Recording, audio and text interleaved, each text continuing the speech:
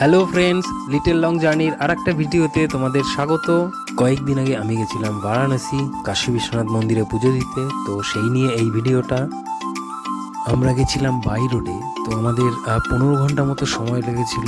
আমরা সকালে 11টা নাগাদ বেরোই, আর বেনারস পৌঁছতে আমাদের প্রায় রাত 2টো বেজে যায়। তো তোমরা দেখতেই পাচ্ছ রাস্তাটা খুবই সুন্দর। এখন আমরা রাঁচি ক্রস করছি, তো এই জায়গায় রাস্তাটা খুবই ভালো, রাতে গাড়িও কম আর চালাতে দারুণ লাগছে। কিছুটা জায়গায় রাস্তা এরকম আলো ছিল না, তবু আমরা ঠিকঠাকই পৌঁছে গেছিলাম।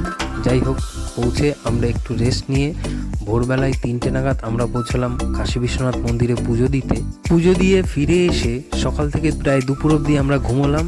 তারপরে বিকেলবেলা আমরা গেলাম দশাসমেত ঘাট। এখানে এসে তোমরা সম্পূর্ণ একটা অন্যরকম ভিউ দেখতে পাবে। এত রকম লোকজন এত জায়গা থেকে এসছে।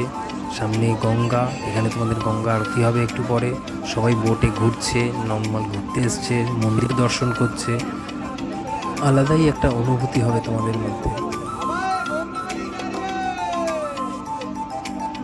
আশেপাশে আরও অনেক ঘাট আছে এবং অনেক মন্দির আছে, তোমরা চাইলে সেগুলো দর্শন করে আসতে পারো।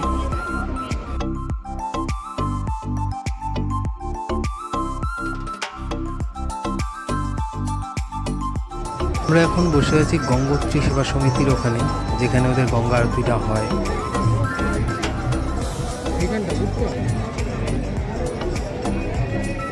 দেখো কত লোক এসে জমা হয়েছে, সবাই যে যার জায়গা মতো দখল করে নিয়ে বসে পড়েছে গঙ্গা আরতি দেখার জন্য।